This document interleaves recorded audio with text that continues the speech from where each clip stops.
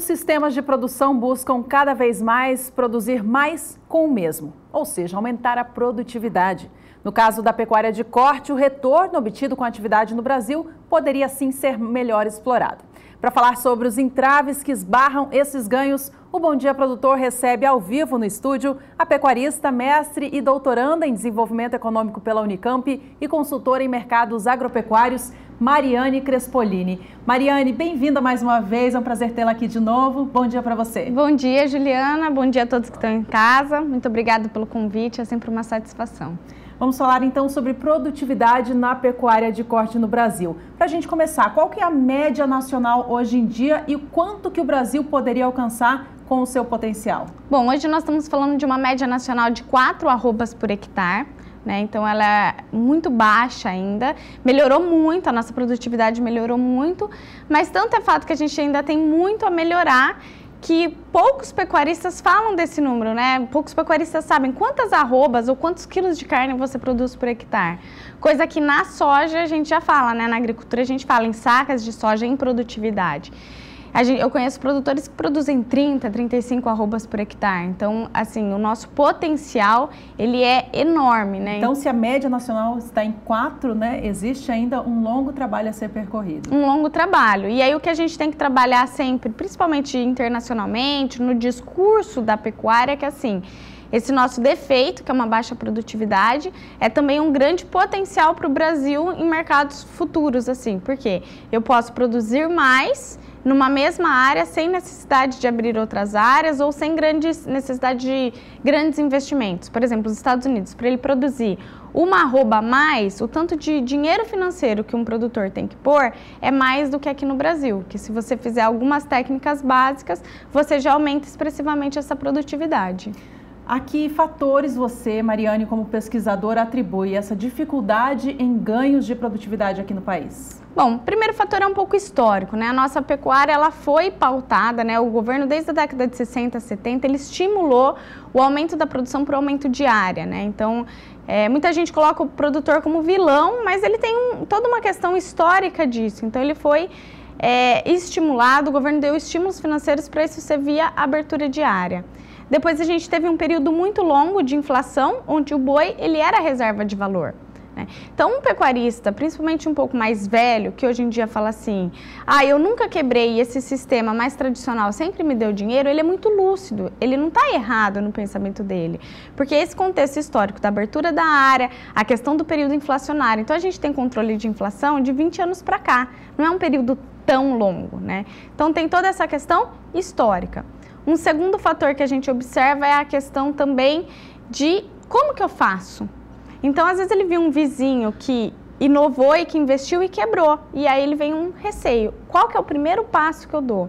Então, tem essa questão histórica e essa questão da própria assistência técnica. Como fazer, por onde começar? Conheço muitos produtores que decidiram investir, adubaram o pasto e aí chegou num momento que eu não tenho boi para comer esse pasto. Então, eu perdi o dinheiro que eu investi. Não foi bem planejada a ação. Exato. Então, tem que ter todo esse planejamento. E para eu ter certeza que aquilo fecha a conta, eu tenho que medir. Hoje, na nossa pecuária, a gente ainda não tem um controle financeiro. Quanto é que custa produzir uma arroba? Então, como na agricultura existe, né, uma questão financeira mais avançada, diríamos assim? Sim, e até assim, esse final de semana eu dei aula na pós-graduação, eu perguntei para os meus alunos, o que você precisa para ser agricultor? Minimamente, a gente começa a falar em milhões. Você tem que ter uma colheitadeira, você tem que ter um parque de máquinas que te permita para isso. O risco é maior. Na pecuária, se você achar um arrendamento, você precisa de capital financeiro para comprar boi. Né? Então, há um salto financeiro diferente entre agricultura e pecuária que permite que exista dentro da pecuária pecuaristas de altíssima produtividade e de baixa produtividade, coisa que na agricultura não tem como você fazer isso. Ou você está na ponta da tecnologia ou você vai ter prejuízo. Bom, esse ano você conduziu uma pesquisa, né, Mariane, juntamente a pecuaristas de todo o Brasil, para ouvi-los, né, a respeito dessas dificuldades dentro e fora da porteira para elevar os ganhos em produtividade. O que esse trabalho todo revelou? Bom, o trabalho, só para contextualizar quem está em casa, ele teve como objetivo entender por que ainda esses ganhos em produtividade, eles não estão sendo mais rápidos, né? E aí foi uma pesquisa, uma consultoria que eu fiz, que quem me contratou foi a TNC, que é uma ONG, que ela tem como objetivo casar com o setor produtivo, né? Então ela faz um trabalho diferente no sentido que ela compreendeu que ela precisa dar condição ao produtor, para condições inclusive financeiras para ele produzir. Então uma hipótese era que muito dessas dificuldades de acelerar esse ganho de produtividade viria de dificuldades em acesso a crédito, né? Então, um pouco do que a pesquisa apontou foi que o produtor busca linhas de crédito, mas atualmente muitas vezes elas estão atreladas mais à compra de matrizes do que efetivamente fatores que aumentam a produtividade. Então, as instituições financeiras elas não têm uma linha de crédito para atender diretamente ao que o pecuarista precisa, ou assim, falta esse conhecimento por parte das instituições financeiras realmente do que precisa ser aplicado no campo? Não só da instituição financeira, mas como o crédito está sendo disponibilizado, certo, né? Então, esse foi um espaço que a TNC percebeu. Também vou dar um exemplo, não só do que ele sabe, mas, por exemplo, na minha região onde eu sou pecuarista, poucas pessoas têm o título, têm a documentação formalizada da terra, né? Então, tem muita gente que já foi para Cuiabá para tentar regulamentar e não tem. E isso dificulta o acesso ao crédito. Então, um dos pontos que a TNC percebeu é como é que eu ofereço linhas de crédito para um produtor que, de repente, não tem essa documentação, não tem os mecanismos de garantia, né? Então, esse foi um dos objetivos da pesquisa, né? Nós conseguimos praticamente respostas em todas as unidades da federação. E o que se apontou é que a falta dessa documentação pode ser um fator que limita o produtor. E, novamente, a questão de, às vezes, um receio. A gente fez um questionário aberto e o que apontou é que, por exemplo, as linhas de crédito como o ABC, muitas vezes ela oferece um pacote muito estruturado para o produtor. E se é um produtor que ele está ainda num sistema muito tradicional, ele tem medo ou muitas vezes ele vai pegar tudo aquilo e ele não sabe nem por onde começar. Então, há no mercado um espaço para linhas de crédito que ofereça o crédito, mas não exclusivamente para ele comprar matriz. E aí os entrevistados, os pecuaristas que foram entrevistados, 30% apontou que esse crédito deveria ser direcionado para manejo de pastagem, 20% apontou para suplementação mineral, proteica e energética, e aproximadamente 20% apontou a questão de investimentos em genética. Então, são 3 pilares que dão bons resultados em produtividade. Mas aí essa linha de crédito teria que estar atrelada não apenas a um projeto para obter essa linha de crédito, mas que esteja com ela o crédito, a assistência técnica e um fator que muitos dos entrevistados falaram foi o acompanhamento financeiro. Então, ter uma consultoria, ter um técnico que acompanhe como é que está a saúde financeira dessa propriedade. Pois é, e esse produtor, esse pecuarista que consegue o acesso ao crédito, né? Não esbarra nesses entraves, ele consegue o acesso, ele sabe aonde aplicar na propriedade se ele não conta com essas consultorias? Às vezes ele sabe, mas é como eu falei, uma das percepções que a gente teve foi que desse medo e dele ter investido. Então, alguns produtores sabem, poxa, eu tenho que calcarear, eu tenho que fazer uma boa adubação de pasto.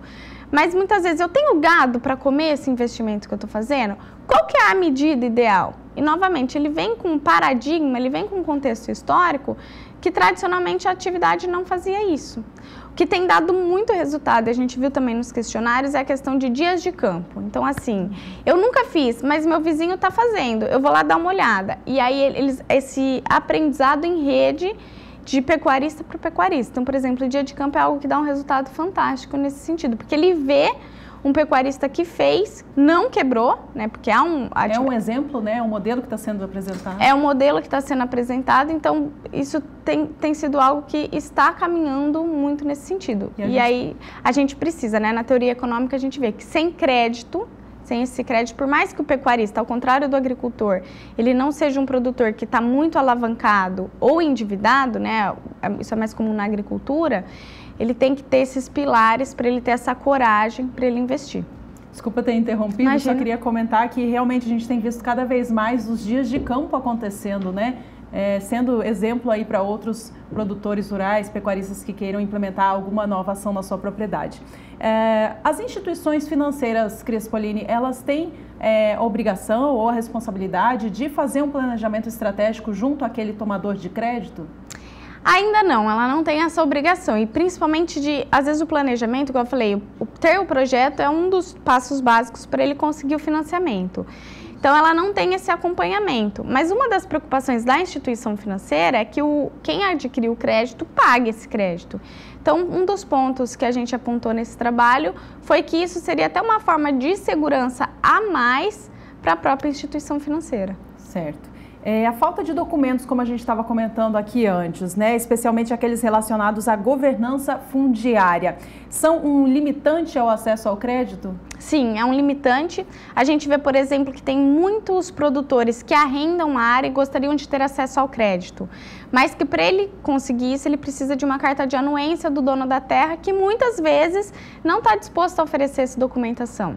Então, um dos pilares dessa pesquisa que nós fizemos, o que eu ofereço, então, de garantia, né? Porque o boi, né, no fim das contas, ele anda. Então, você dar o boi, os animais de garantia, muitas vezes não protege a instituição bancária, né? Um país continental do tamanho do Brasil, você tem essa questão.